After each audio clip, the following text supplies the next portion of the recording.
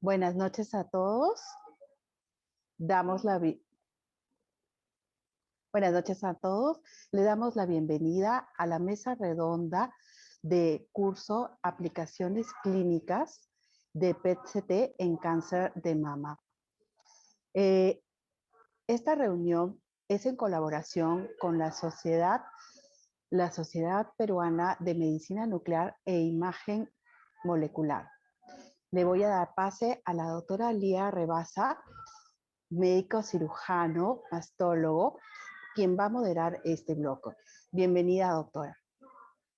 ¿Qué tal? Buenas noches con todos. Muchas gracias por la invitación. Para mí es un gran honor poder acompañarlos en esta ponencia, gracias a la Sociedad de Mastología y también a la Sociedad de Medicina Nuclear. Y tengo el honor de presentar al doctor Patrick Tillington, especialista en medicina nuclear con la subespecialidad de oncología nuclear. Actualmente es jefe del servicio de PET-CT de Clínica de Grado 1, certificado por la Junta Europea de Medicina Nuclear. Fue médico de medicina nuclear en el Hospital 12 de Octubre en Madrid y además profesor adjunto de la Universidad Complutense de Madrid hasta diciembre del 2021. Realmente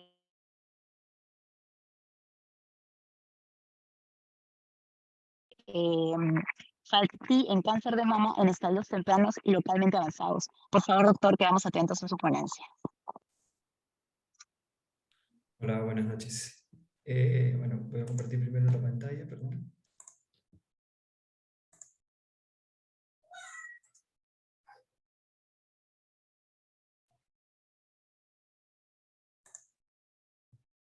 Ok, me parece que ya se ve en pantalla completa, ¿no?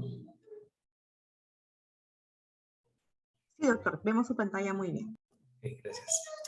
Bueno, antes que nada, buenas noches a todos los participantes y agradecer mucho por la invitación para participar en esta presentación sobre la utilidad del PET-CT en el manejo del cáncer de mama. Antes de empezar, quería hacer unas breves palabras con respecto al PET digital, ya que ya contamos con esta tecnología en el Perú, y hablarles brevemente sobre las principales ventajas que tiene el PET digital sobre los PET analógicos. Una de las principales ventajas clínicas, sobre todo, es que al paciente se le va a inyectar una menor dosis de radiotrazador. Estamos hablando que se inyecta aproximadamente la mitad, incluso menos de la dosis, lo cual se traduce en una menos dosis de radiación para el paciente. Además, el tiempo de adquisición es bastante inferior. Estamos haciendo estudios en 8 o 10 minutos aproximadamente, lo cual resulta bastante cómodo para los pacientes. Y a pesar de estar inyectando menos dosis y estar haciendo el estudio en menos tiempo, la calidad de las imágenes es muy superior y la detectabilidad de las lesiones es bastante superior. Esto se ve sobre todo, como voy a mostrar en estos ejemplos, en la detección de lesiones de pequeño tamaño y para ayudar a su caracterización. Por ejemplo, acá podemos ver algunos nódulos pulmonares en el PET digital que son claramente hipermetabólicos, mientras que en un estudio analógico resultan quizás un poquito más dudosos. Otra gran ventaja es que el PET digital, por su gran sensibilidad, puede detectar lesiones que no eran visibles en los PET analógicos. Acá podemos ver claramente una lesión hepática que no era visualizada en el analógico y una adenopatía en el eje porto-cava que no era visualizada en el PET analógico. Luego esta lesión ósea sí es verdad que se ve, pero se ve con más claridad en el PET digital, pero sí se veía en el analógico, aunque es menos clara, ¿no? Y finalmente, en lesiones cuando tenemos bastante fondo de la actividad metabólica, como es por ejemplo lesiones hepáticas, entre otras, podemos ver que claramente se delimitan las lesiones, ¿no? Acá no hay duda de que el paciente tiene metástasis hepáticas, mientras que en algunos casos se podría confundir quizá con la actividad heterogénea que a veces presenta el hígado, ¿no? Mientras que en el digital la gran sensibilidad de estos equipos permite la clara detección de estas lesiones para su mejor caracterización. Únicamente esas palabras sobre el PET digital. Ahora sí, para entrar en tema, como han mencionado, esta noche vamos a hablar sobre las aplicaciones clínicas del PET con FDG en los pacientes con cáncer de mama. Yo les voy a hablar sobre el papel que tiene el PET en los estadios tempranos y en los estadios avanzados del cáncer de mama, pero primero voy a hablarles de algunas generalidades. El cáncer de mama es el cáncer más común diagnosticado en mujeres a nivel mundial. Según Globocan, en el año 2020, el cáncer de mama fue el de mayor incidencia a nivel mundial, con aproximadamente 2,3 millones de nuevos casos, lo cual corresponde aproximadamente al 12% de todos los tipos de cáncer. Y fue la quinta causa de muerte por cáncer. En el Perú, como podemos ver en estas imágenes, fue el segundo cáncer más incidente, únicamente precedido por el cáncer de próstata.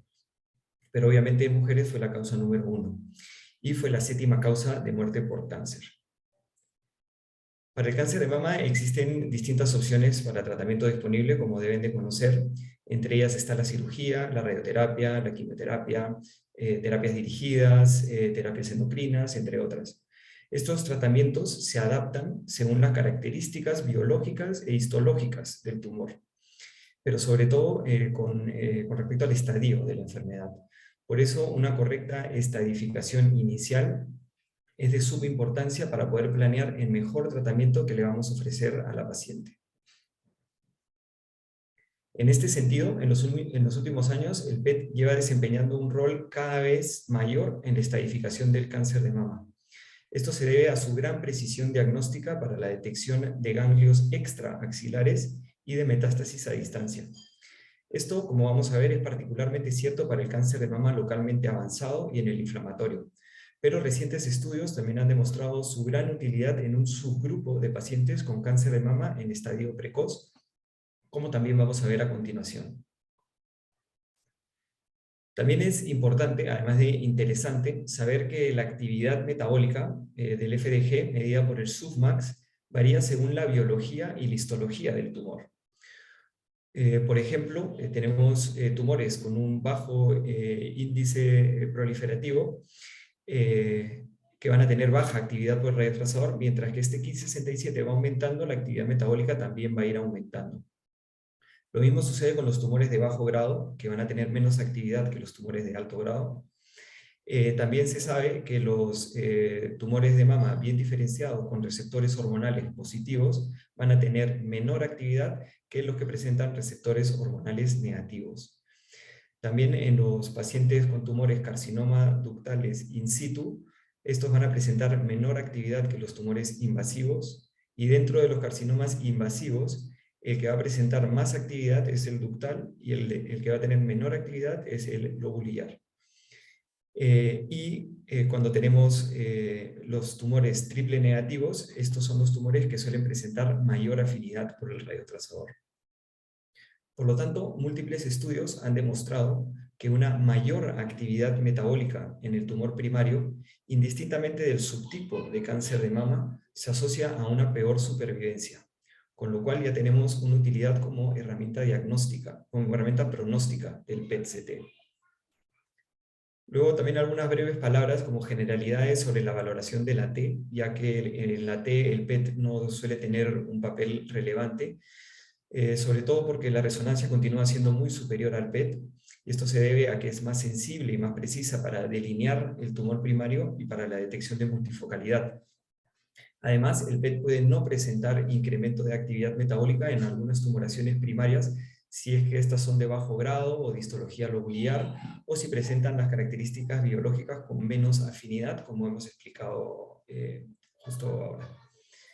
Quizás en un futuro próximo, el uso de la tomografía, el PEM, que es la mamografía por emisión de positrones, o la PET resonancia, puedan ser utilizados para este fin, para la T. Sin embargo, de momento no existe suficiente evidencia científica que los avale.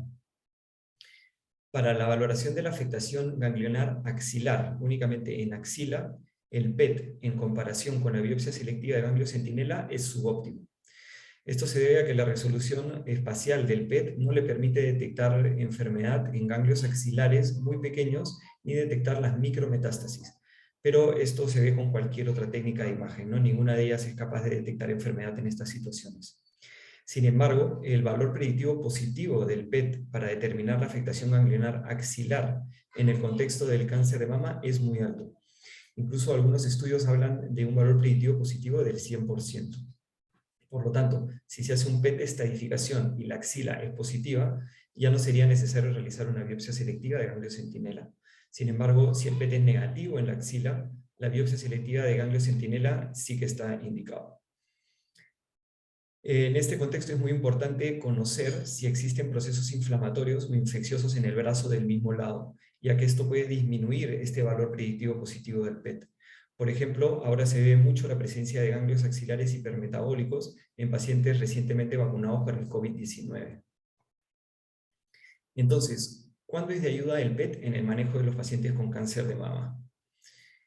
Empezamos con el primero, que es el PET en los estadios tempranos. En la actualidad, las guías de la práctica clínica, como las de la ESMO, por ejemplo, recomiendan el uso del PET en el cáncer de mama en estadios precoces únicamente cuando las imágenes convencionales utilizadas dan resultados no concluyentes.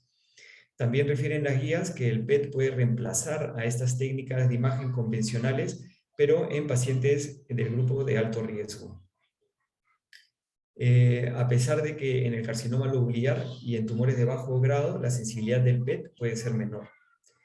Y como ya he mencionado, con la evidencia actual no se recomienda utilizar el PET-CT para la estadificación de la enfermedad local ni regional axilar, sino más bien es de gran utilidad para detectar o descartar la presencia de enfermedad ganglionar extraaxilar o de enfermedad a distancia.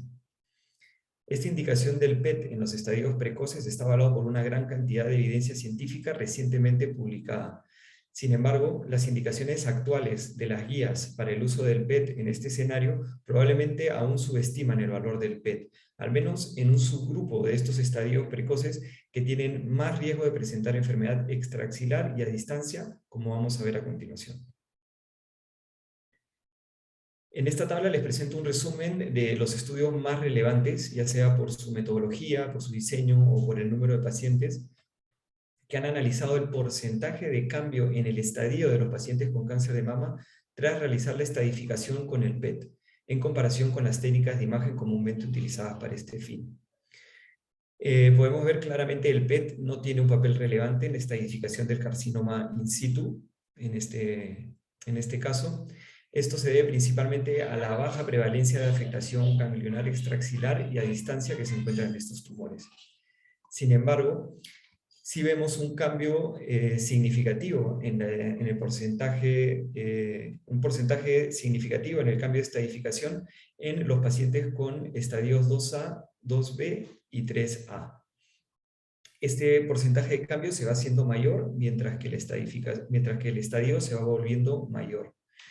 El PET es capaz de identificar enfermedad más extensa en el 37% de pacientes, incluyendo más metástasis ganglionares y metástasis a distancia, como muestra este estudio. Se encontraron 23% de metástasis ganglionares y 14% de metástasis a distancia. En este estudio, además de haber hecho estos hallazgos, los autores concluyeron que debido a esta superior tasa de detección, un costo comparable cuando se suma el costo de todas las otras técnicas comúnmente utilizadas para la estadificación, una menor dosis de radiación y la gran conveniencia, el PET debería ser considerado como una alternativa a las técnicas de imagen comúnmente utilizadas para la estadificación de pacientes a partir del estadio 2A. En este otro estudio prospectivo, en 142 pacientes, se obtuvo que el PET-TC aumentó el estadio en el 21% de pacientes. Esto incluyó 8% de pacientes que pasaron de un estadio 2 o 3 a un estadio 4, y 16% que bajaron su estadio, incluyendo 3% que pasaron de un estadio 4 a un estadio 2 o 3.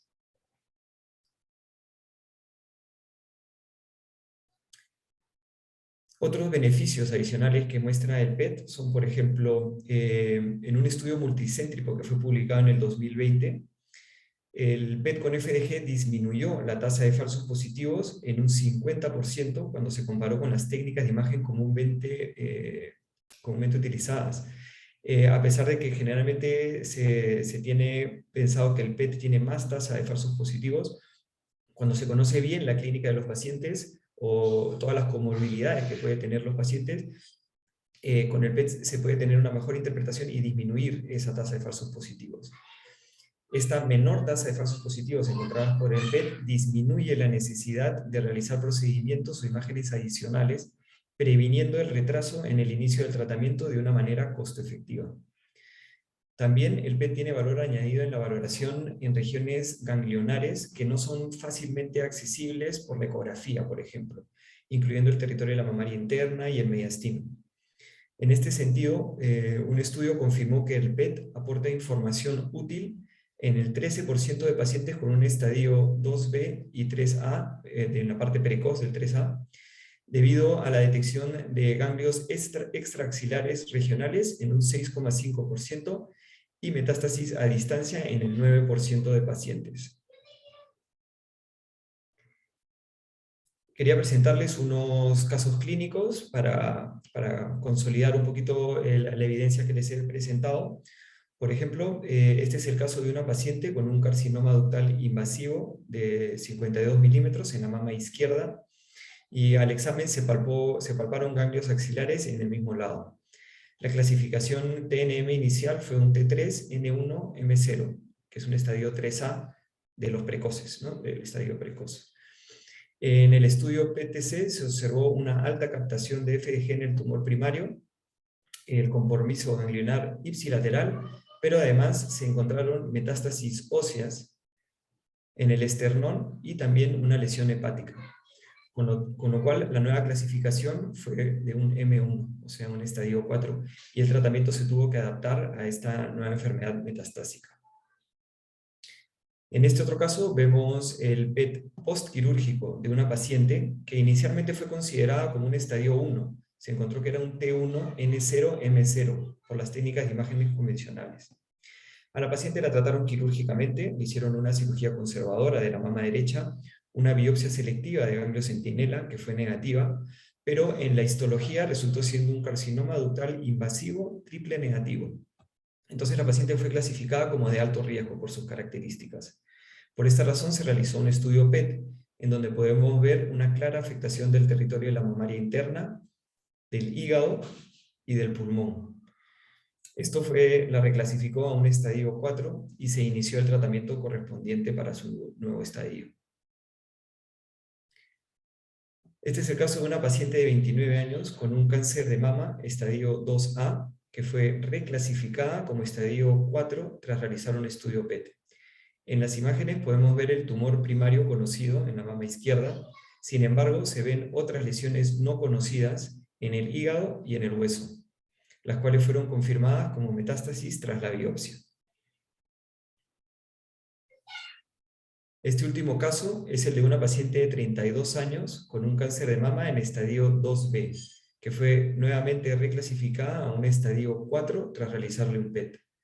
En las imágenes se puede ver cómo el tumor primario de la mama izquierda presenta una gran actividad, así como la presencia de los ganglios axilares del mismo lado. Sin embargo, también se puede ver la presencia de dos lesiones óseas, la lesión en el esternón y la lesión en el sacro, que no muestran traducción morfológica. Esta lesión en el esternón fue biopsiada y se confirmó que estaba en relación a metástasis por cáncer de mama, pasando, como ya había dicho, a un estadio 4.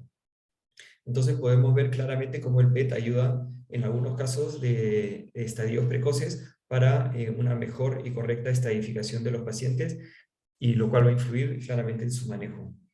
Entonces, según la evidencia presentada, yo creo que podríamos concluir que la recomendación para el uso del PET-TC en estadios precoces es en aquellos con un estadio a partir del 2B, en lugar de y no en combinación con estudios TAC y gammagrafía ósea.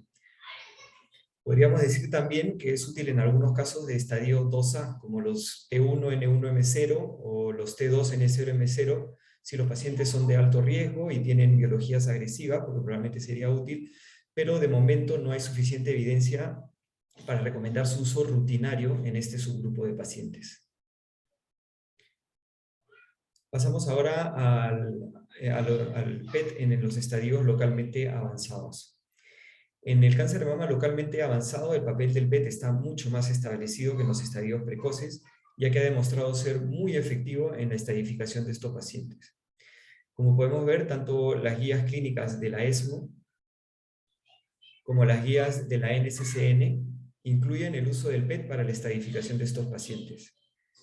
Cabe destacar que en la NCCN considera que si se encuentran metástasis óseas en el PET, claramente visibles en la parte del PET y del TAC, se puede obviar el uso de la gammagrafía ósea y del PET con fluoruro, que también lo recomiendan. Además, considera que el PET-DC puede ser útil en situaciones de hallazgos dudosos o sospechosos con otras técnicas de imagen, pero sobre todo porque el PET puede detectar enfermedad nodal regional y metástasis a distancia no sospechadas ni detectadas por otras técnicas de imagen. Y sobre esto entraremos un poco más en detalle. Nuevamente les pongo esta tabla que les presenté inicialmente con la evidencia de estos estudios que presentan el cambio de estadio por el uso del PET-CT, pero ahora nos centramos en la parte de los localmente avanzados. Como vemos, los cambios en el estadio son bastante más significativos en los localmente avanzados y van aumentando nuevamente mientras que se va aumentando de estadio. Estos cambios oscilan aproximadamente entre el 20 y 50% dependiendo del estadio y del estudio consultado. Y definitivamente estos cambios son en un porcentaje muy significativo de pacientes, lo cual, por supuesto, avala su utilidad. También es importante recordar que en este grupo de pacientes se encuentra una alta prevalencia de afectación ganglionar, generalmente hasta el 80%. En este sentido, existe mucha evidencia disponible de que el PET resulta útil para la valoración de la afectación ganglionar. Por ejemplo, su alto valor predictivo negativo ayuda a descartar enfermedad ganglionar extraaxilar, porque ya sabemos que en una axila negativa por PET no evita la biopsia selectiva de ganglio centinela. Sin embargo, una axila positiva sí desecharía la necesidad de una biopsia selectiva de ganglio centinela. Además, el PET es capaz de detectar enfermedad ganglionar extraaxilar entre el 10 a 30% de pacientes. Por otro lado, para la detección de enfermedad metastásica, el PET ha demostrado detectar enfermedad en entre el 6 y 26% de pacientes, dependiendo de la literatura. Esto lógicamente es muy importante, todo esto es lógicamente muy importante para definir el tratamiento, además de ser útil para determinar si se va a poder realizar radioterapia, y en caso de decidirse realizar este tratamiento para definir los volúmenes a irradiar.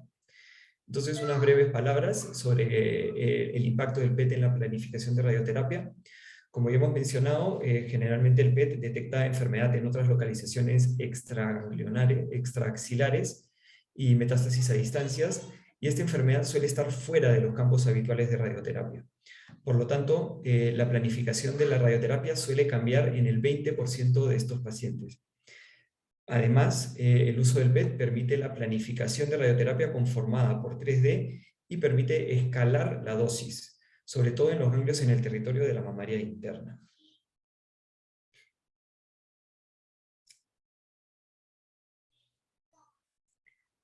Para finalizar, quería presentarles también unos casos de la utilidad del PET en el cáncer de mama localmente avanzado. En este primer caso es de una mujer de 60 años con el diagnóstico de un carcinoma ductal invasivo de la mama derecha, triple negativo de 35 milímetros. Se realizó el PET para completar la estadificación inicial. Se puede ver que además de la lesión primaria en la mama derecha y en el ganglio axilar en el nivel 1 de Berg, se observan otros dos ganglios también en el mismo lado, uno más profundo en la axila infraclavicular y otro supraclavicular. Tras el PET, la paciente fue clasificada como un T3, N3, M0, o sea, un estadio 3C. Este otro caso es el de una mujer de 76 años, tratada quirúrgicamente por un carcinoma ductal invasivo de la mama izquierda, con receptores hormonales positivos, HER2 negativo. Se le realizó una tumorectomía y una biopsia selectiva de ganglio centinela, seguido de una disección ganglionar axilar, ya que el ganglio centinela fue positivo. Se sacaron 18 ganglios, 8 de los cuales estaban infiltrados y presentaron rotura de la cápsula. Este PET se realizó 2 meses después de la cirugía, pero previo al inicio del tratamiento adyuvante. El plan de tratamiento previo al PET era darle quimioterapia, seguido de radioterapia y tratamiento hormonal adyuvante. El PET demostró un leve incremento difuso de actividad en la axila izquierda, en el nivel 1 de Berg, probablemente inflamatorio debido a la linfadenectomía reciente, pero que en el contexto de ganglios con rotura de la cápsula se dio como sospechoso de estar en relación con enfermedad residual. Además, el PET mostró adenopatías sospechosas de secundarismo en la región infraclavicular, en el nivel 3 de Berg, así como en el territorio de la mamaria interna, como vemos en estas imágenes. No se observaron otros focos hipermetabólicos. La paciente fue reclasificada como un estadio N3, M0, siendo un estadio 3C, y el tratamiento fue adaptado según los nuevos hallazgos del PET. En este último caso es el de una mujer de 79 años con un carcinoma ductal infiltrante de la mama izquierda, grado 3, receptores hormonales negativos, ER2 positivos. Se solicitó el PET para completar la estadificación previo al inicio de la quimioterapia neoadyuvante y de bloqueo anti-ER2. El PET muestra 3 focos con intensa actividad. Uno es el tumor primario, el otro la adenopatía axilar y otro foco a nivel pulmonar hipermetabólico sospechoso de metástasis o un nuevo tumor primario, con lo cual cambió el manejo de la paciente porque esto se tuvo que confirmar obviamente. Bueno, con esto finalizo mi presentación. Nuevamente agradecer a todos por su participación y a los moderadores por su invitación. Ahora le doy la palabra de nuevo a la doctora Rebasa para continuar con los demás ponentes. Muchas gracias. Muchas gracias, doctor, por su presentación y animar a todos los presentes a hacer sus preguntas por el chat, por el botoncito. Posteriormente vamos a compartirlas y a debatir. Por el momento damos pase a la doctora Patricia Saavedra. La doctora Patricia Saavedra es especialista en medicina nuclear, actualmente directora ejecutiva del Departamento de Medicina Nuclear del Instituto de Enfermedades Neoplásicas del INEN. Además, presidenta de la Sociedad Peruana de Medicina Nuclear e Imágenes Moleculares. La doctora Saavedra, quien hoy nos acompaña, nos tocará el tema PET-CT en la valoración de respuesta al tratamiento y detección de recurrencias en cáncer de mama. Adelante, doctora Saavedra, muchas gracias por estar con nosotros. Muchas gracias, doctora, por la presentación. Muy buenas noches a todos. La PET-CT con FDG es una técnica de imágenes moleculares utilizada en la práctica clínica en oncología. Y como ya mencionó el doctor Pilkington, en el cáncer de mama se ha demostrado su utilidad para detectar metástasis a distancia. Sin embargo, esta no sería la única indicación clínica, ya que desde las últimas décadas se ha descrito el rol potencial de la PET-CT como instrumento para predecir la respuesta al tratamiento. Fue desde el año 1993 cuando una investigación realizada por un grupo de la Universidad de Michigan evaluaron la utilidad de los cambios metabólicos tempranos en los pacientes con cáncer de mama localmente avanzado, quienes tuvieron y evidenciaron que existía una disminución temprana en la actividad metabólica de los tumores en aquellos pacientes que finalmente se consideraron como respondedores favorables a la quimiohormonoterapia. Desde este momento, se han realizado numerosas investigaciones para evaluar el rol que cumple la PET-CT en el trabajo diagnóstico de los pacientes con cáncer de mama. En la actualidad, los estudios de PET-CT en pacientes con cáncer de mama, la utilidad de estos estudios es proporcionar información adicional en escenarios seleccionados en los que los resultados de las imágenes convencionales son indeterminados o de utilidad limitada. Sin embargo, existe un abanico de posibilidades para el empleo de la PET-CT en la reestadificación del cáncer de mama y la evaluación de la respuesta a la terapia, tanto en pacientes con carcinoma de mama localmente avanzado como en aquellos con enfermedad metastásica. A continuación, vamos a revisar la utilidad de esta técnica en la valoración de la respuesta precoz al tratamiento y en la detección de recurrencias en este grupo de pacientes. En los pacientes con cáncer de mama localmente avanzado, la quimioterapia neoadyuvante se ha utilizado ampliamente para reducir el estadio del tumor primario antes de la cirugía. Y para evaluar la eficacia del tratamiento es el examen histopatológico, después de la cirugía, el estándar para evaluar la respuesta a la neoadyuvancia. Y también nos da información pronóstica, ya que las tasas de sobrevida libre de enfermedad y supervivencia global son más altas entre los pacientes que muestran una respuesta completa. Hasta la actualidad, la respuesta patológica completa ha sido efectiva para el seguimiento del efecto terapéutico de la neoadyuvancia y es un indicador pronóstico significativo para supervivencia libre de enfermedad, principalmente en los subtipos de tumores agresivos. Sin embargo, la tasa de respuesta patológica completa en los pacientes que recibieron neoadjuvancia es de aproximadamente un 30%, por lo que ante estas cifras, contar con una técnica diagnóstica que nos permita predecir la respuesta patológica durante los primeros ciclos de tratamiento sería de gran importancia clínica para identificar tempranamente a los no respondedores y de esta manera modificar en los regímenes terapéuticos con respuestas potencialmente mejores y de menor toxicidad.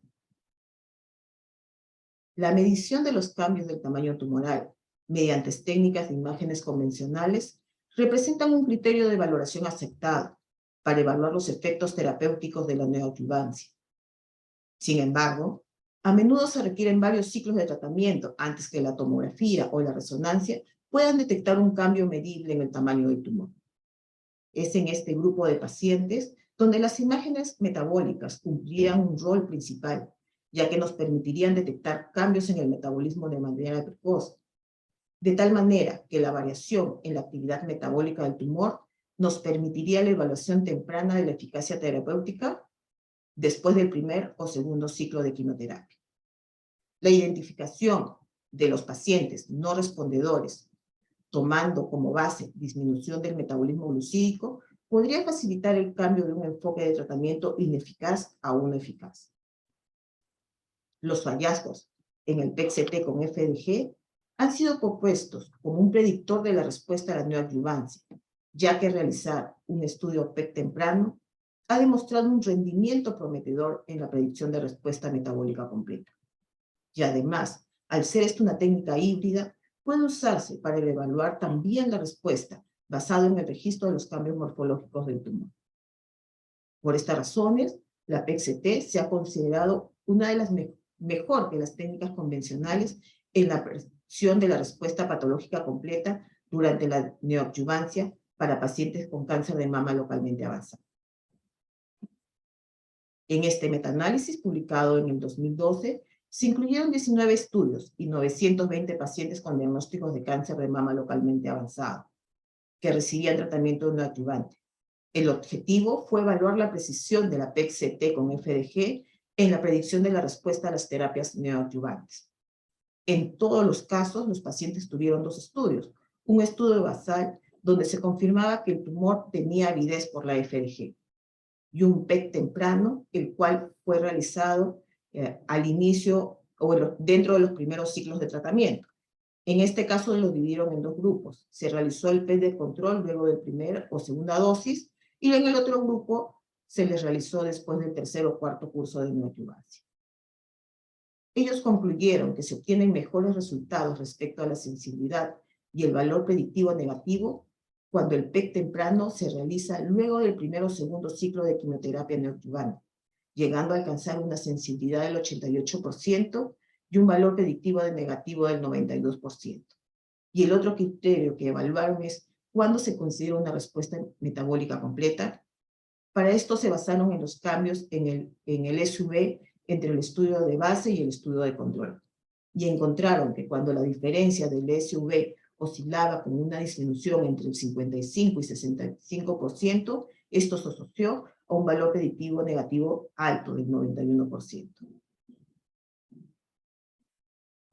Pues esto traducido a la práctica clínica, en nuestro día a día tenemos el caso de una mujer de 32 años con diagnóstico de carcinoma ductal invasivo, donde en la imagen superior podemos ver a nivel de la mama derecha una lesión que presenta incremento del metabolismo y que cuando se cuantificó el SUV era de 6.2, y al realizar el PET de control después del primer ciclo de quimioterapia en la imagen inferior, se evidencia una respuesta metabólica completa, cuantificando la disminución del SUV entre el estudio basal y estudio de control hasta en un 69%. Cuando se realizó el estudio histopatológico de la pieza de mastectomía al final de los 8 cursos de neoadjuvancia, también se corroboró una respuesta patológica completa.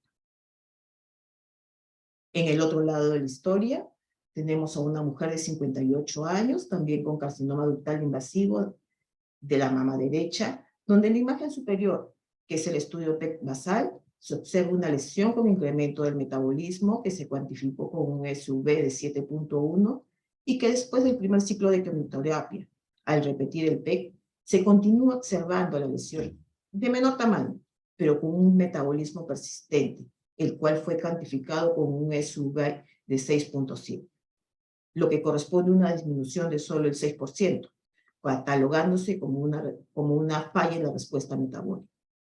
El estudio histopatológico de la mastectomía realizada al finalizar los 8 cursos de neoadyuvancia no mostró respuesta patológica completa.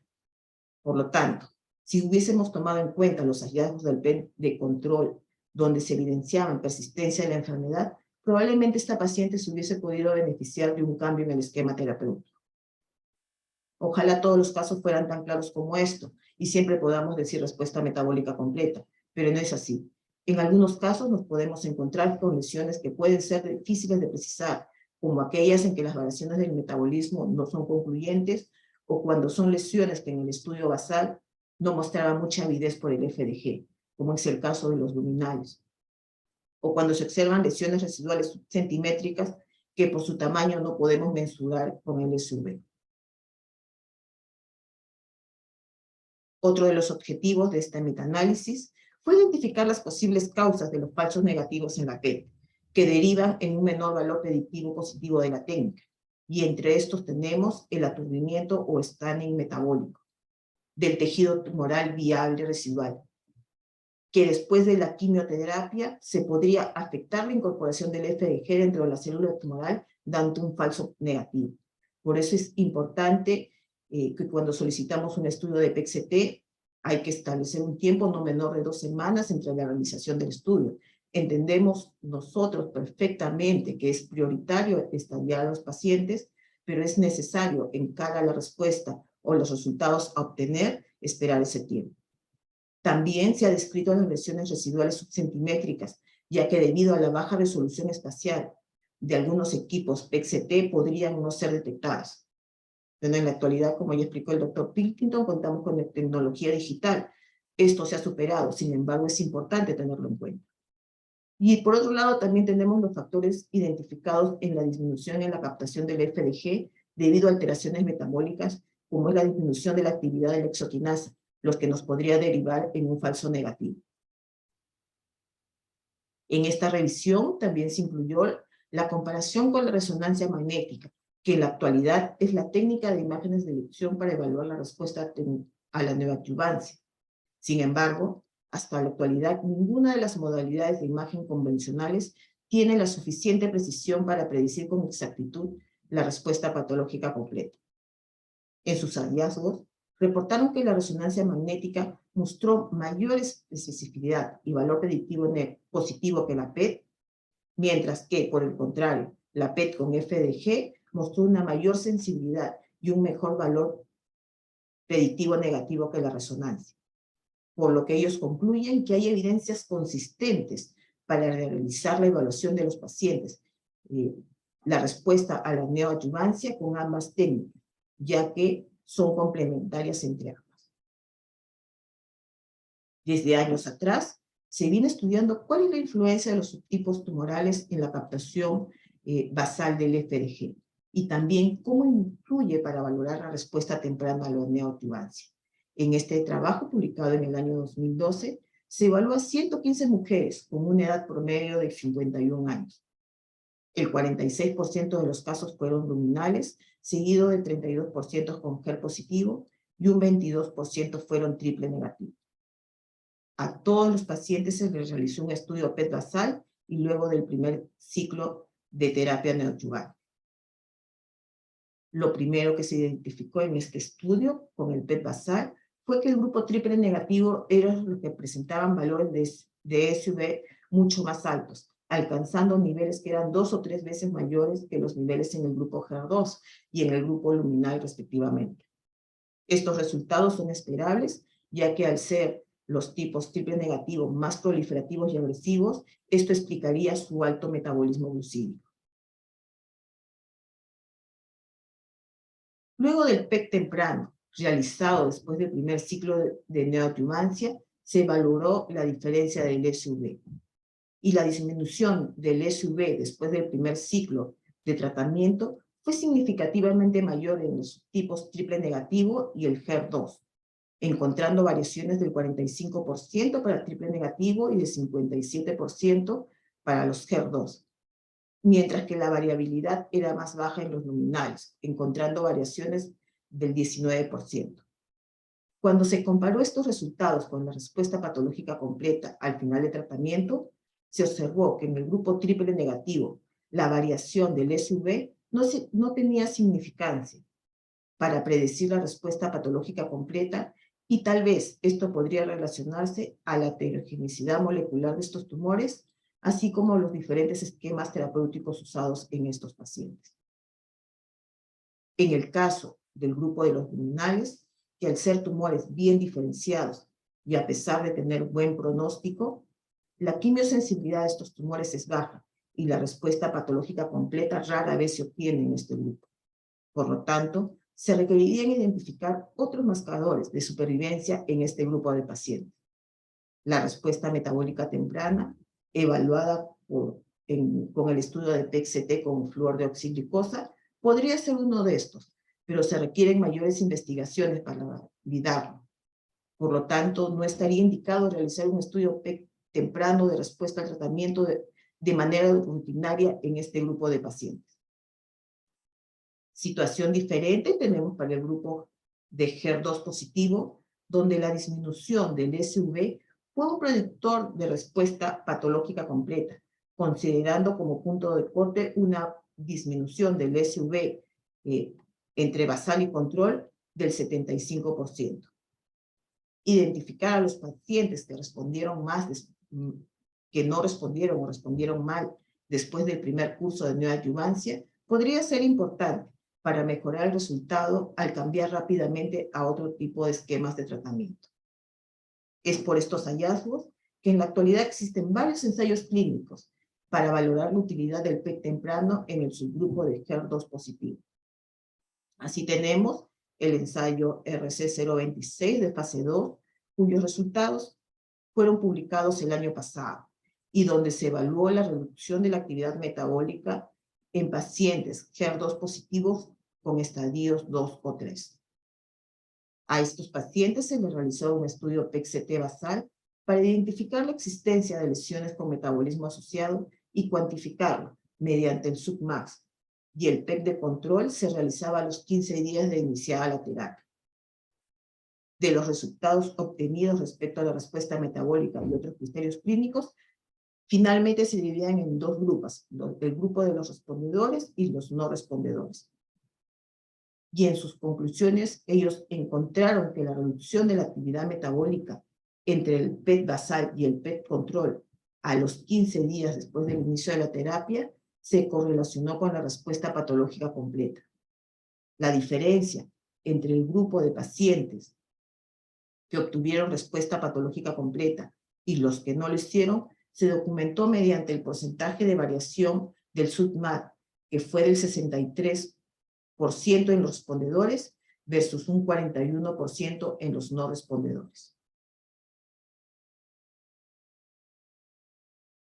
Y gracias a los avances terapéuticos que se han producido en los últimos años y a la introducción de nuevas terapias anti-HER2 con una elevada eficacia antitumoral, el pronóstico ha mejorado para este grupo de pacientes, por lo que se ha visto que se podrían plantear estrategias de tratamiento que permitirían tratar a este grupo de pacientes sin necesidad del uso de quimioterapia.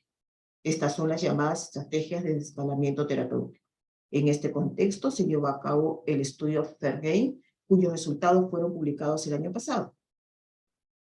Este es un ensayo clínico de fase 2, donde se incluyó a 356 pacientes con cáncer de mama HER2 positivo, en estadios que iban del 1 hasta el 3A, y que además se les realizaba un estudio PET basal, donde se tenía que evidenciar al menos una lesión mamaria que tuviera un metabolismo asociado. Estos pacientes fueron aleatoriamente asignados en dos grupos, el grupo A que recibió tratamiento convencional con trastuzumab, pertuzumab y quimioterapia, y el grupo B que solo recibía trastuzumab y pertuzumab. Además, los pacientes del grupo B con receptores hormonales positivos recibieron letrozol cuando eran posmenopáusicas o tamoxifeno, si eran premenopáusicas o perimenopáusicas. A todos los pacientes se realizó un estudio PEC de control 2 ciclos después para evaluar la respuesta temprana al tratamiento. Y en este estudio se consideró respondedores cuando las lesiones Diana mostraban una reducción de al menos el 40% del SUV y además no se identificase progresión metabólica de otras lesiones no Diana. Todos los demás se consideraban como no respondedores. El resultado obtenido de esto determinó el tratamiento a seguir en los pacientes del grupo B. A los que tuvieron respuesta metabólica completa continuaron con su mismo tratamiento por 6 ciclos más, y los que fueron clasificados como no respondedores con la PEC de control cambiaron a un nuevo esquema de tratamiento. La cirugía se les realizó 2 a 6 semanas después de terminado el tratamiento, y además los del grupo B que tuvieron respuesta metabólica completa, pero que no alcanzaron la respuesta patológica completa, recibieron 6 ciclos adicionales de terapia, y se realizó el seguimiento de los pacientes por 3 años. El objetivo principal de este estudio fue evaluar la eficacia del escalamiento terapéutico en pacientes HER2 positivos, medidos por los resultados obtenidos en un estudio PET-CT de evaluación temprana al tratamiento, la respuesta patológica completa y la supervivencia libre de enfermedad a 3 años. El análisis de los resultados es muy interesante, ya que se desprende que en el grupo A, es decir, aquellos pacientes que tuvieron el tratamiento convencional, el 65% de los que tuvieron respuesta metabólica completa, finalmente se confirmó la respuesta patológica completa. Mientras que aquellos que no alcanzaron la respuesta metabólica completa en el estudio PEC de control, solo un 10% alcanzó la respuesta patológica completa. Y de los 285 pacientes que fueron asignados al grupo B, el 81% de los casos se reportó respuesta metabólica completa. Y de este grupo, finalmente se logró una respuesta patológica completa en 86 casos, es decir, cerca del 38%. Ellos concluyen que la evaluación de la respuesta temprana al tratamiento mediante el estudio de PET-CT con FDG podría proporcionar información útil para identificar a los pacientes HER2 positivo que se beneficiarán del bloque dual de HER2 sin quimioterapia. Además, de este estudio se desprende la utilidad de los estudios PET-CT en la evaluación temprana al tratamiento en pacientes HER2 positivos, que permitiría realizar un cambio temprano en la conducta terapéutica cuando fuese necesario. Ahora veamos cuán útil es el estudio de PET-CT con FDG en la evaluación de la respuesta al tratamiento en pacientes con cáncer de mama metastásico. Convencionalmente, la estadificación y la evaluación de la respuesta al tratamiento de este grupo de pacientes se ha basado en técnicas de imágenes convencionales, como la tomografía computarizada y la gamografía ósea. Pero en la actualidad, con un número cada vez mayor de líneas de tratamiento potencialmente efectivas disponibles para este grupo de pacientes, la evaluación precisa de la respuesta se vuelve aún más importante y tendrá un impacto potencial en la supervivencia del paciente. La mayoría de los pacientes con cáncer de mama metastásico desarrollan metástasis óseas en algún momento dentro del periodo de enfermedad. Y dado que la PET-CT con fluorodeoxiglucosa mostró una sensibilidad superior que las imágenes convencionales en la detección del compromiso óseo en pacientes con cáncer de mama metastásico, esta podría ser la modalidad de elección para el seguimiento de respuesta al tratamiento en este grupo de pacientes. En este estudio publicado en enero de este año, se usó la PET-CT con FDG para la evaluación de la respuesta al tratamiento y se evaluó el impacto que tenía en la sobrevida de los pacientes. Se incluyeron 300 pacientes con cáncer de mama metastásico que fueron divididos en 3 brazos. Aquellos en que se les hizo seguimiento solamente con tomografía, el otro fue usando solo PET con FDG, y en el tercer grupo se usaron ambas modalidades. En la gráfica de la derecha podemos ver la diferencia que existe en la sobrevida del paciente cuando el seguimiento y evaluación de la respuesta al tratamiento incluía el estudio de PET con FDG. La tasa de supervivencia global a los 5 años fue del 42% en el grupo que incluía PET-CT, en comparación con un 16% cuando el seguimiento se realizó solo con tomografía. Además, en los pacientes que fueron controlados con PET y con FDG, ya sea con o sin tomografía, la primera progresión que condujo a un cambio en el esquema de tratamiento se detectó en una media de 5 meses antes que los pacientes controlados solo con tomografía con contraste. Concluyendo que los pacientes con cáncer de mama metastásico, cuya respuesta se controló con un estudio de PET-CT con flúor de oxiglucosa solo o en combinación con la tomografía con contraste, tuvieron una supervivencia general más prolongada que los pacientes controlados solo con tomografía. Y las perspectivas para el seguimiento de los pacientes con cáncer de mama metastásico incluyen el empleo de otros trazadores, como el fluoestradiol, que es un marcador PET dirigido a receptores de estrógenos, con alta sensibilidad y especificidad para la detección de tumores con receptores estrogénicos positivos. También hay estudios acerca del uso del inhibidor de la proteína de activación de fibroblastos, FAPI, que radiomarcado se dirige a la proteína de activación, lo que permite que las células alrededor de las células tumorales se marquen para obtener imágenes que nos puedan guiar en la localización de las lesiones metastásicas. Recientemente se ha introducido un nuevo marcador dirigido a los fibroblastos, los CAF, que son componentes principales del microambiente tumoral y son fundamentales en el desarrollo del cáncer y la diseminación metastásica. Así vemos que hay un abanico de posibilidades respecto al empleo de trazadores en la patología oncológica mamaria.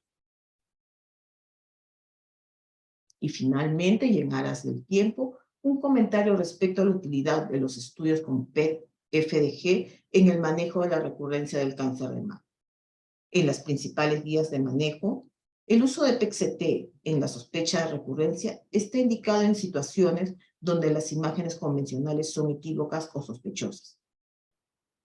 Sin embargo, existen diversos estudios que indican que es muy importante hacer un diagnóstico temprano de la recurrencia, y esto se podría lograr con el estudio de PET-CT con FDG. Sin embargo, también para mejorar el rendimiento de la técnica, hay que tener claro cuándo indicarlo. Se ha demostrado que cuando el estudio de PET-CT se realiza porque hay una elevación de los marcadores tumorales, la técnica puede detectar tempranamente la recurrencia y modificar el manejo de los pacientes entre un 46 y 57% de los casos. Y cuando además esto se asocia a sospecha de recurrencia por otras técnicas de imágenes o hay una sospecha clínica de recurrencia, se puede ver un cambio en el manejo hasta un 51% de los casos. Pero cuando no hay una sospecha clara, el rendimiento de la técnica cae mucho, llegando a ser solo de un 20%. Además, se sabe que el aporte de la PET-CT con FDG en la detección de recurrencias de pacientes con cáncer de mama está claramente documentado, principalmente en pacientes triple negativo y HER2 positivo.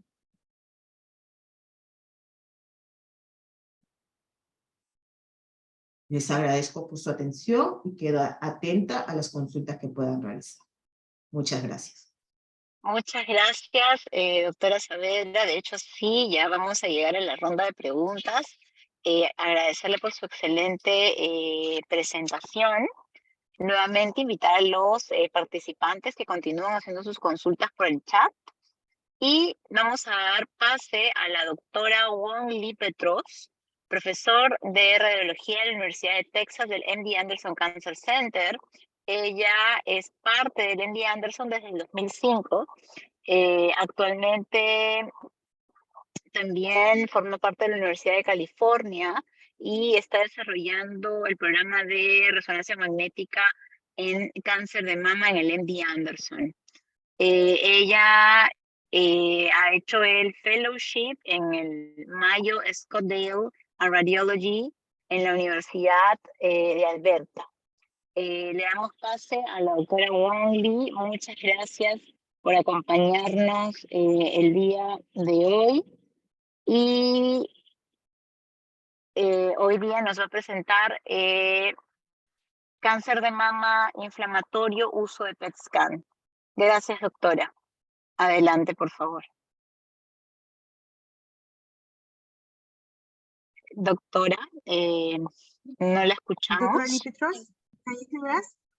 Oh, can you hear me now? Yes, we Yes. can hear you. Thank you. Thank you. Can you see my screen? Yes. Okay, perfect. Thank you. Thank you very much for inviting me. It's a pleasure to join you. I wish I could see your beautiful country, but it's great to see everybody's faces. So I'm going to spend about 15 minutes to 20 minutes talking about PET-CT in inflammatory breast cancer. Even though this is a very small percentage of cancer, I think PET-CT has a major role, and I don't feel that our current guidelines probably reflect the importance of PET-CT. So these are I have no financial disclaimer with regards to material that's going to be presented. These are our clinician as well as research on the inflammatory breast cancer program and clinic. We probably have more people working on this disease than we do patients. So just to let you know, we have a special clinic for inflammatory breast cancer. And when the patient calls us, we have a lead person who will see the patient, get the history, the imaging from outside centers, the pathology, and then the patient sees the team. And when the patient sees the team, it is not just one person, but in one appointment, they get to see, I'm just trying to bring my arrow, my apology. They get to see both the medical oncologist, radiation oncologist, and the surgeon in one appointment. After that, we have a group hurdle, or now we convert it to our weekly inflammatory breast cancer conference. The patients are discussed, and this is where the radiologists and pathologists participate, and we confirm the diagnosis. Then we recommend the next stage, and also look into any clinical trials that the patient may be able to participate in. And they can get their treatment at home, but we, help to monitor. So the trick with inflammatory breast cancer is that it is not a diagnosed by radiology, but it is a diagnosed by the clinician. So we have set criteria. It needs to be the symptom less than 6 months. Most of the cases, the patient has redness. In some cases, there will be skin thickening. The affected breast will be much larger than the normal breast. Often there is nothing palpable, but the criteria is that the skin thickness has to be more than 1/3 of the breast. Within our institution, we have algorithm or basically management, and it is standardized. This is very similar to what you can find on the NCCN guidelines. And all of us refer to this requirement. So we get the history, we get the photos. Right now, we do the mammogram and ultrasound as mandatory. And MRI is optional. And then, of course, any skin punch biopsy. I think the main important thing that we've noticed is the redness is the major criteria that basically makes the diagnosis. And we notice that in Caucasian and Hispanic, it is the redness, but in African American, it tends to be the fullness and the edema that is more dominant feature. The tumor that we biopsy from the skin is obviously pathognomonic. However, if the skin biopsy is negative, then that does not mean that she does not have inflammatory breast cancer. So the PET-CT, unfortunately, is optional because the U.S. Healthcare system require insurance approval. Some patients, the PET-CT is not approved. In those cases, you do a CT chest, abdomen, and pelvis, and a bone scan. But I think that the PET-CT is the way to go.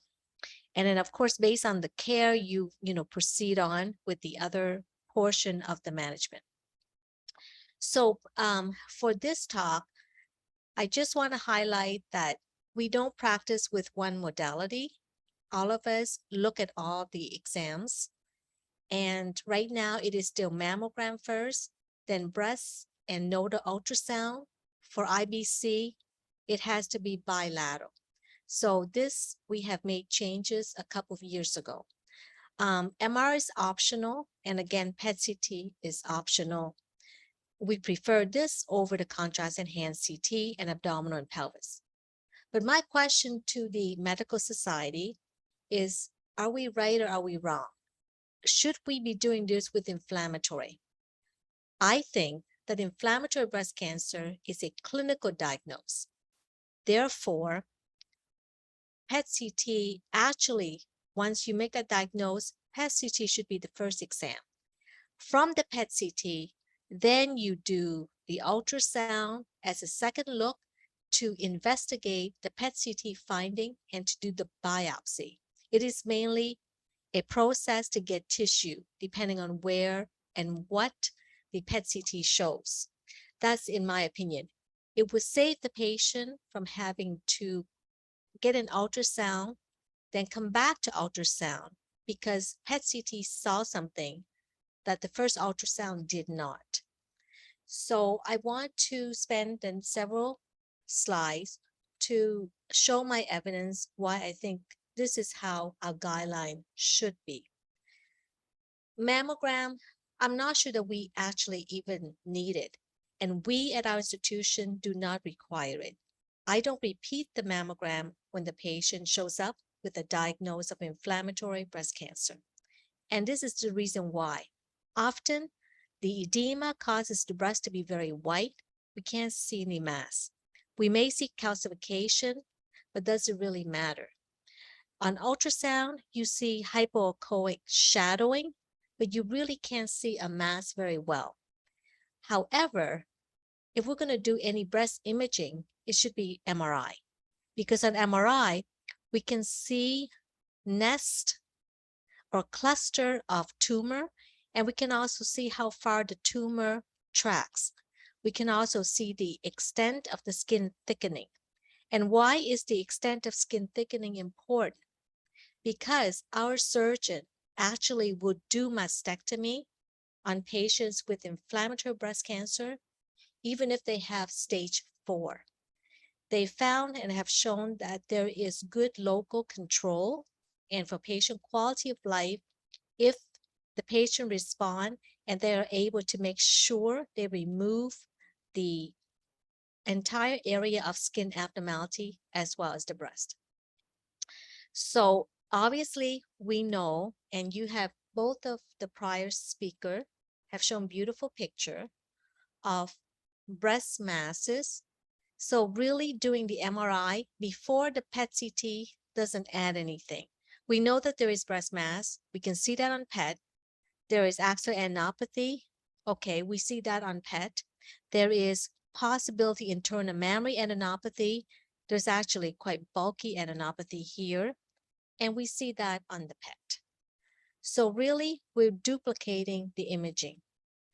So on ultrasound, we see nice swelling or edema of the skin. We can see that on PET. The one nice thing about the skin is that we can see tumor in the skin and areas of thickening that does not have tumor. So the PET-CT does not show that as well, but it does show how extensive the skin thickening is. And in cases like this, I would ask the surgeon to make sure that they remove up to here and also up to here of the skin when they do mastectomy. So our job as radiologists is to make sure that the surgeon have a clear final margin. And we can do that by describing carefully the skin thickening and how far it is. I'm going to show you example. We can use the edema in our imaging tests to determine if there are other areas of disease, and we can describe if it crossed midline or not. These things are rather unique and more frequent with inflammatory breast cancer than locally advanced. This is an example. Patient presented with inflammatory breast cancer of the left breast. You can see here, this is a T2. So there is edema. You can see the edema in the skin. It crosses midline to the cleavage, and it is just affecting the medial part of the opposite breast. In this case, I notified the team and asked them to examine this. A punch biopsy was performed to see if there is a tumor here. In this case, obviously the surgeon would not want to do a mastectomy and leave this. Another example, this patient left breast is much larger and is filled with tumor. You can see that the tumor has involved the full thickness of the pec muscle. So I would make sure I tell the surgeon, laterally, the skin involvement extends here. Medially, it goes to the cleavage. But are there also tumor involvement there? And I think that in this case, it's important that the surgeon know in advance that there is, I'm sorry, I'm not sure why that there is involvement here. And on the PET-CT, we can see in this example that this area of edema medially, the PET-CT picked it up right here. So here's inflammatory masses in the breast, and here is a contralateral crossover skin disease. In this case, obviously you can see the masses. You can see that on PET.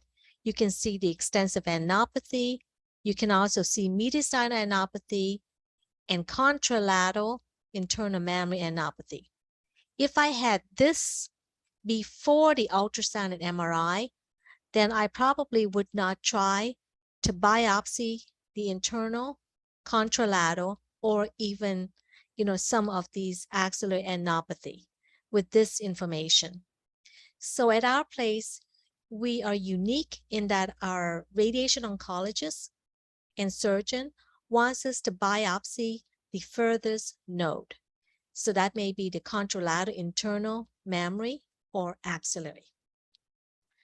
And this is, so we still offer mastectomy to patients who actually have non-metastatic inflammatory breast cancer. And we've had success where the surgery actually results in almost 100% patient having clear margin. These are patients who had tri-modality therapy, which means they had chemotherapy, mastectomy, and radiation therapy. And the survival is actually quite good, of being 95% at 5 years. So it's very important to stage the lymph nodes. And in patients who have non-inflammatory, so not inflammatory breast cancer, our standard staging involve only the ultrasound and not the PET-CT. We do the breast, we do the ipsilateral, level 1, level 2, and level 3, and internal mammary nodes. We biopsy the furthest node away. If the axillary node are positive, then we look at the supraclavian biopsy that. However, you can appreciate that had I had this PET-CT first, the patient would not have to come back for me to do the contralateral, axillary, and biopsy that. It would be one appointment at ultrasound where I would go straight and biopsy the furthest node away. And we know in our group that the ipsilateral level 1, 2, and 3 can be as high as 50 to 85% of our IBC patient. The internal mammary adenopathy we pick up in about 1/5 of the case, and in about 15% we pick up supraclavicular adenopathy at presentation. This is very important because our radiation oncologists at the beginning of the meeting will let the patient know how extensive they have to include in their radiation planning. And that helps the patient in their mind to know how extend and their management. The other important thing to make sure that the surgery is success is for us to upfront make sure that we pick up how extensive is the chest wall involvement. Does it go to the lung, or is it only in the pectoralis muscle? And so the PET, different from ultrasound, allows us to find disease that is in normal size node, disease that is in lymph node that looks totally benign. And also, as you just heard from the last lecture, an excellent lecture on respond to treatment. And this is information. So when we compared, the survival, we know that inflammatory breast cancer patients do not do well. As an example, in this study, it was significant, and the stage 3 inflammatory patient survival median was only 4.7 years compared to 13 years for non-IBC. For stage 4, it was only 1.75 years compared to 2.3 years, and it was statistically significant. Same thing was observed with the other study. And that is why we want to upfront identify the disease extent locally, as well as rule out distant metastasis. And in our population, the distant metastasis at the time of presentation can be as high as 49%. We now have over 800 inflammatory breast cancer patients in our database. I'm still analyzing that, but I hope to have something available for publication soon. So just as an example, mammogram, we show skin thickening, but it really doesn't add any additional information to what the clinician sees on clinical exam. The ultrasound, you can see skin thickening and just very vague shadowing. We would measure this whole area. So on this patient had PET-CT, and the PET-CT correctly shows the ipsilateral or left lymph node. We put in a marker clip here, which our facility, we put in marker clip every lymph node we biopsy. And so it's FDG Avid, perfect. But we happen to see a level 2 node in the opposite side, the right side. So of course, because of this, the patient had a biopsy, and on ultrasound, we see the lymph node. It doesn't look as exciting as on the PET-CT. We can still see the fatty hilum. So the biopsy came back, and we found that the patient just had a recent COVID vaccine. The patient had a follow-up, and this resolved. The following PET-CT, this actually resolved. Another patient, the patient is only 33, has dramatic skin changes for 6 weeks. The patient is a mother of 4 young children, so it's hard for her to come, to all the appointments. The MRI and PET-CT was performed on same day. You can appreciate that you see on PET-CT this diffuse disease as we see on the MRI, and the skin thickening extending only to the cleavage, and the PET-CT shows that. So it's easier and prettier to see on the MRI, but really, if you look on the PET-CT, it has everything you need. Okay, so then what's more important is we are slowly learning that we have to separate out lymph node disease from soft tissue. Patients with soft tissue in IBC do worse. So we heard many lectures on lymph node. We had to describe the extent. But when you see this, the MRI confirmed what we saw. There is diffuse soft tissue involving the entire thickness of the chest wall, extending medially to the mediastinum and also along the pleura. And that is not good news. Okay. In addition, we saw supraclavicular node. The ultrasound was performed after. So this was biopsy under ultrasound and it was metastatic. The patient also had metastatic liver lesion. The patient had neoadjuvant chemo, completely responded, and she actually got mastectomy after she responded so well. We do specimen x-ray for all surgery, mastectomy or lumpectomy. And a year later, she had a surveillance, a follow-up MRI, and PET CT, and there was no recurrence. And I think that that's one very wonderful example. Last case is a 64-year-old. She has skin thickening and noted inverted nipple and redness. So we can appreciate a mammogram. There is diffuse skin thickening, and really this entire breast is whiter than the opposite breast. So on PET CT, in addition to the breast, we also saw node that is very high up in the neck. So normally ultrasound would not cover this, right? And so I think that's why I really support PET CT as the first exam. And in addition to node, you want to separate out the infiltrative soft tissue disease.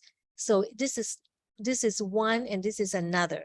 So this node was biopsy and it was positive as expected.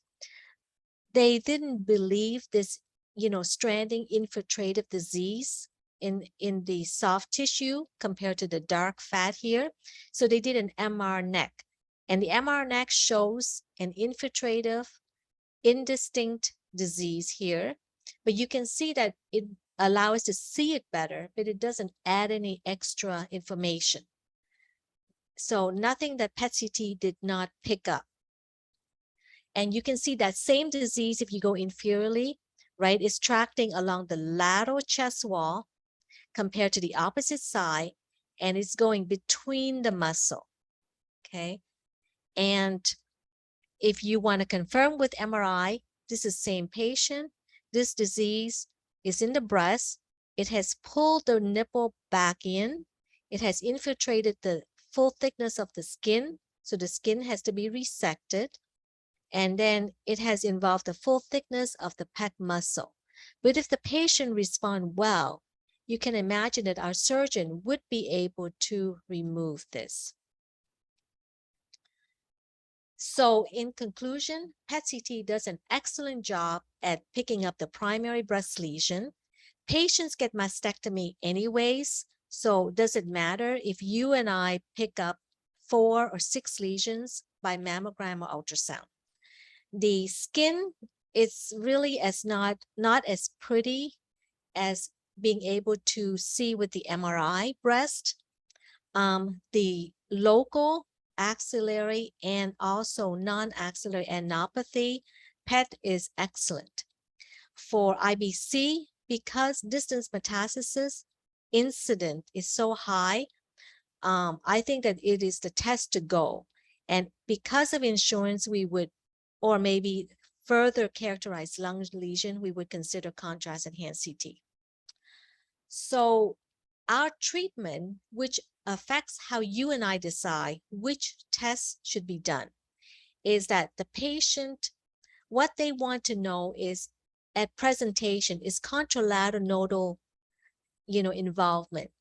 And when I analyze, our data, having contralateral involvement threefold increased the prognosis and survival. So it's very important upfront for us as radiologists to diagnose this. And with PET, you can do that in one exam, as opposed to spending time scanning both nodes. Based on that, we would use ultrasound, which is the cheapest and most comfortable way for the patient to get a biopsy. We biopsy any of the nodal basin. And then, if the patient respond well, obviously these patients would not get sentinel lymph node biopsy. They would get axial lymph node dissection. They would all get mastectomy with removal of the affected skin. And also they are offered mastectomy even if they're stage 4. And so that is the message that I want to say, is that I think PET CT is a great exam and we should do more PET CT and eat more chicken.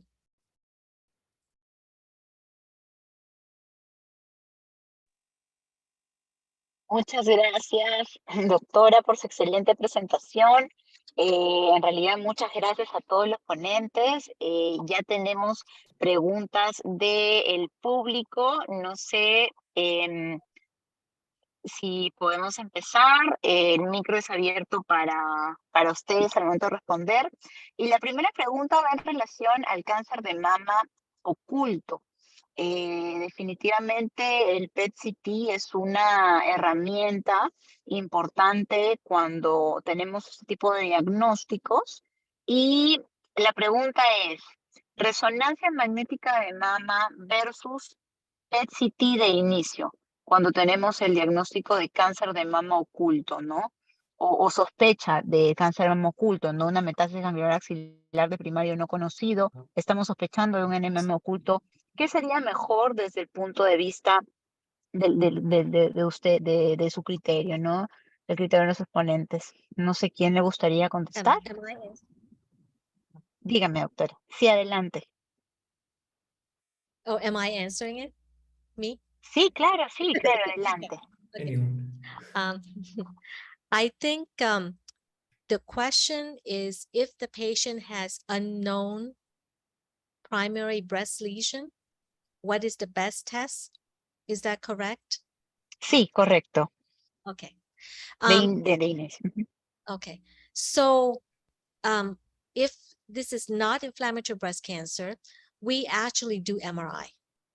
We still do MRI for patient present with a lymph node, and we do not see where the primary, breast lesion is. MRI is the way to go. Ok, muchas gracias, doctora. Doctor Patrick, ¿algún comentario adicional? Sí, estoy de acuerdo con la doctora en que para tratar de localizar la tumoración primaria, la resonancia está indicada, pero también para conocer la verdadera extensión de la enfermedad, el PET-TC también estaría indicado. Es verdad que para el cáncer oculto de mama todavía no existe mucha evidencia, yo creo que para ninguna técnica de imagen todavía, pero definitivamente tenemos la ventaja de que el PET te hace una imagen de cuerpo completo, pudiendo realmente determinar la extensión de la enfermedad. Y eso obviamente va a influir en el tratamiento. Muchas gracias, doctor. Doctora Saavedra, ¿algún comentario? ¿O podemos pasar a la siguiente pregunta, a la siguiente pregunta? Sí, estoy de acuerdo con ambos doctores. Realmente la primera indicación sería resonancia, ¿no? Y en el caso tuviésemos alguna duda, pues sí, siempre tenemos la herramienta del PET para estos casos. Excelente, muchas gracias. Pasamos a la siguiente pregunta. Nos consultan la utilidad Can I del add PET one CT. thing? Yes, of course. Go ahead. Lately, sometimes some of us actually will try to find the lymph node and biopsy and send it for the tumor markers. The tumor markers actually help us to get the PET-CT authorized. Okay. Yes. Thank you. Entonces, continuando con la siguiente pregunta, ¿cuál sería, o mejor dicho, la utilidad del PET-CT así como la respuesta del tratamiento son independientes del tipo histológico del cáncer de mama. Creo que explicó muy bien la doctora Saavedra este tema respecto a la valoración de la respuesta por el PET-CT. Sobre todo comentaba sobre los ER2 y los triple negativos, pero la histología tumoral tiene algún impacto al momento de valorar la respuesta a tratamiento neoadyuvante. Sí, claro que sí. O sea, la histología tiene un impacto. Por ejemplo, cuando hablamos de un carcinoma lobular, vamos a encontrar que probablemente tenga una captación disminuida. El SUV max va a ser bajo en comparación con un carcinoma ductal, y esto se podría explicar porque esto tiene un patrón de crecimiento difuso, tiene una densidad tumoral baja y una disminución en la proliferación celular. Entonces, esto hay que tenerlo en cuenta, ¿no? Si tú O tienes un podría estudio PET basal donde no hay mucha avidez por el FDG, pues realmente tendrías que valorar si realmente vale la pena hacer seguimiento con esta técnica, ¿no? ¿Podríamos decir que para determinadas histologías no es de utilidad el PET-CT? ¿O no llega a ser así No el llega a impacto ser sobre? así, yo creo que no llega a ser así, pero sí hay que individualizar el caso, ¿no? Si tienes un paciente que en el PET basal no hay avidez por el FDG, pues en realidad hay que buscar otra alternativa de seguimiento, ¿no? Patrick, ¿qué opinas? Yo en esto tengo incluso una duda. No sé qué es más importante, la histología o la biología en ese caso. O sea, por ejemplo, si tenemos un lobular con receptores hormonales negativos o es un triple negativo, probablemente sí sea útil el realizar Claro. el PET para valorar la neoadjuvancia, ¿no? Porque yo creo que los marcadores biológicos pueden predominar incluso sobre la histología. Ok, muchas gracias. Es raro, ¿no? Un lobulidad triple negativo sería un caso bastante Sí. raro, ¿no? Eh, pero bueno, sí, definitivamente la biología tumoral tiene, como ya lo habían expuesto, el mayor impacto, ¿no? Pero el tema de la histología también resulta bastante Sí, interesante sí. determinar si hay o no un impacto. De repente, doctora Won, ¿nos podría dar algún otro alcance, algún comentario adicional, si no para pasar a la siguiente pregunta?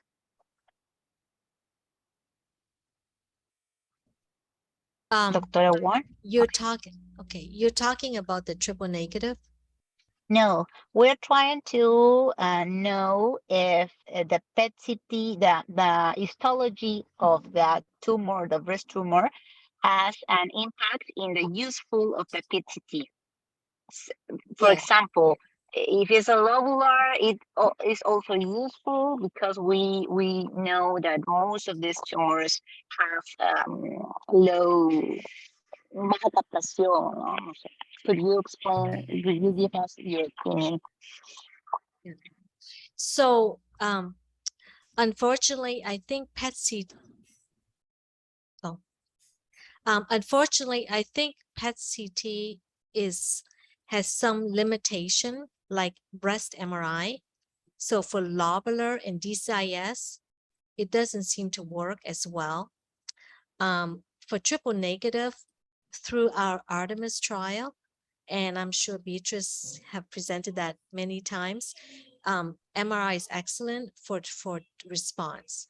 And it's becoming now where we want, if patient has triple negative, we want to do MRI for response and only ultrasound after.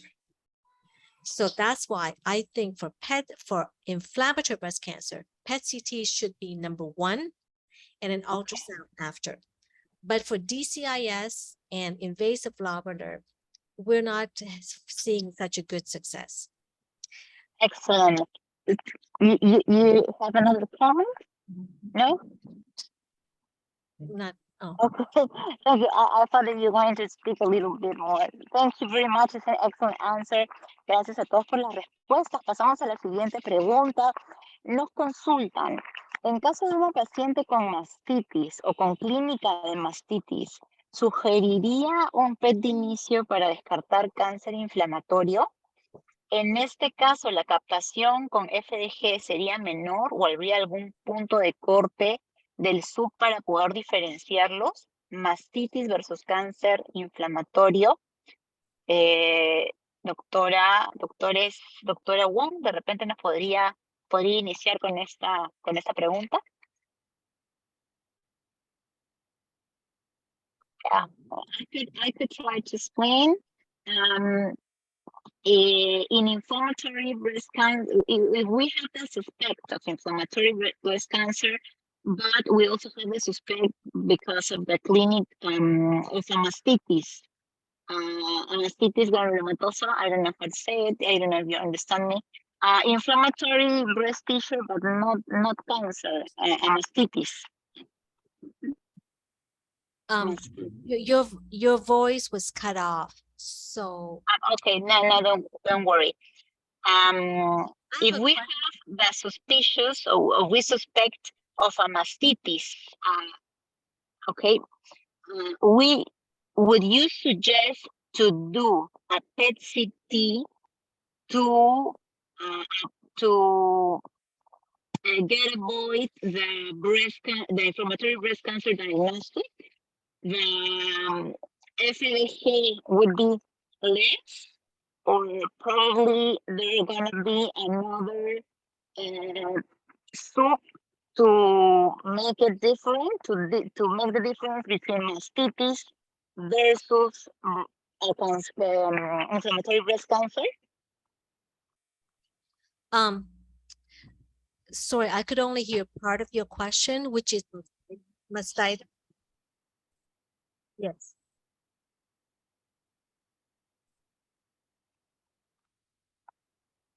Yeah. Yeah. So our criteria is you do one course of antibiotic. If it does not show response, the patient, if insurance is not an issue, okay? So if we can do anything we want, I would suggest the MRI. The reason is the MRI will show the enhancing mass. Mastitis will show enhancement, right? Mastitis will show edema. And the MRI may even tell you where there is an abscess. But if you see rim enhancing masses or an adenopathy, you have to biopsy. Okay, thank you very much. Probably los otros, doctor Patrick, ¿tiene algún comentario? Doctora Saavedra, ¿algún comentario respecto a la pregunta? Sí, de hecho, sí, sabemos que la principal causa de falsos positivos del PET son las enfermedades granulomatosas. Entonces, en un paciente con sospecha de mastitis, como bien ha mencionado la doctora, hacer un estudio PET de inicio no tendría mucho sentido. Primero tendríamos que tratar la mastitis y ver si hay alguna respuesta, ¿no? Si no, claro, al no haber una respuesta y continuar el proceso, pues ya tendríamos que pensar en un trabajo diagnóstico. Pero de primera elección yo no lo recomendaría. Muchas gracias, doctora. Doctor Patrick, ¿algún comentario adicional? Bueno, me quedé sin micrófono. Que nada, totalmente de acuerdo con las doctoras, nada más que decir. Excelente, sí, de hecho, la mastitis, como bien comentan, ¿no? Probablemente la biopsia de inicio, tratar de localizar la tumoración y como bien dijo la doctora, de iniciar con la resonancia antes de ir al PET-CT, ¿no? No veo más preguntas del público, realmente una pregunta abierta para los ponentes. ¿Cuán viable? Porque mostraron también costo, efectividad, ¿no? Trabajos del costo, ¿no? Y una de las principales limitantes, igual que en el caso que nos explicaba la doctora Wong, es el costo y las aprobaciones de los seguros, ¿no? A nivel Perú, ¿existe algún trabajo o algún proyecto que pueda evaluar o que planee evaluar cuán ventajoso en costo-beneficio es iniciar con PET-CT y no hacer, digamos, tomografías antes de llegar al PET-CT en pacientes de alto riesgo, en HER2 y triple negativos? A nivel Perú no existe un trabajo de este tipo, que no quita el pie que empecemos a hacerlo, ¿no? No te olvides que durante muchos años hemos tenido pocos centros de medicina nuclear que se dedican a hacer PET-CT, pero ya este último año pues hemos crecido, ya tenemos todo privados, salud, MINSA. Entonces ya podemos ampliar y dedicarnos a hacer nuestra propia experiencia, ¿no? Y yo creo que esto da pie a que trabajemos conjuntamente y desarrollemos nuestras propias investigaciones. Excelente, muchas gracias, doctora. Bueno, antes de pasar al cierre, de repente quisieran dar algunas palabras finales, algún mensaje final de la presentación. De repente, doctora Saavedra, usted está con micro abierto, podría iniciar. Sí, claro que sí. Agradecerles a todos por su participación, a los participantes por escucharnos, tener la paciencia. Este tipo de reuniones son muy importantes porque nos permiten ajustar criterios y hablar un solo idioma que al final va a ir en beneficio del paciente, ¿no? Yo vuelvo a repetir, creo que debemos hacer nuestra propia experiencia nacional, deberíamos trabajar en conjunto y generar investigaciones, porque de aquí es donde vamos a aprender y vamos a sacar y hacer un mejor uso de la técnica, costo-efectividad de nuestro país. Nada, agradecer al doctor Castañeda, a la doctora Farías, doctora, a usted por la oportunidad de poder tener esta reunión. Todos tenemos una retroalimentación positiva de este tipo de reuniones. Muchas gracias. Muchísimas gracias a usted, doctora, por su predisposición y por sus excelentes intervenciones y ponencias. Doctor Patrick, ¿algunas palabras finales ya para concluir con la reunión? Sí, claro. Me uno a los agradecimientos de la doctora Saavedra. So in Además, December, felicitar we a... are hosting the Inflammatory Breast Cancer Conference. It's going to be virtual as well as in person. So so just a thought if you're interested, and thank you so much. It's been wonderful. And if you at RSNA, please look me up or text me. I would love to meet you in person. Muchísimas gracias, doctora. Muchísimas gracias. Estoy segura de que pronto habrá oportunidad de tenerlo Eso por acá sería por muy Perú. bueno. Claro que sí. Y nada, continuamos con el doctor Patrick. Ahora sí, doctor Patrick, sus últimas palabras. Simplemente unirme también a los agradecimientos por la invitación. Este tipo de reuniones es bastante importante. Siempre en cuanto más multidisciplinar sea, siempre va a ser mejor para el aprendizaje de los participantes y para nosotros para unificar criterios y poder actualizar nuestras propias guías. Así que me pongo a su disposición para cualquier otro tipo de evento que estén organizando con este aspecto. Y bueno, nada más, simplemente espero que esto poco a poco vaya reflejando en un mejor uso del PET-CT para nuestros pacientes, básicamente para su beneficio, ¿no? Y su mejor manejo. Muchas gracias, doctor Patrick. Muchas gracias a los tres excelentes ponentes que hemos tenido el día de hoy. Muchas gracias a todos por la paciencia de estar con nosotros hasta esta hora, un día viernes. Doctora, un placer tenerlo con nosotros ya pronto en Lima. Y nada, doy por concluida la sesión. Muchas gracias a todos los participantes. Esperemos verlos pronto en una nueva actividad. Muchas gracias.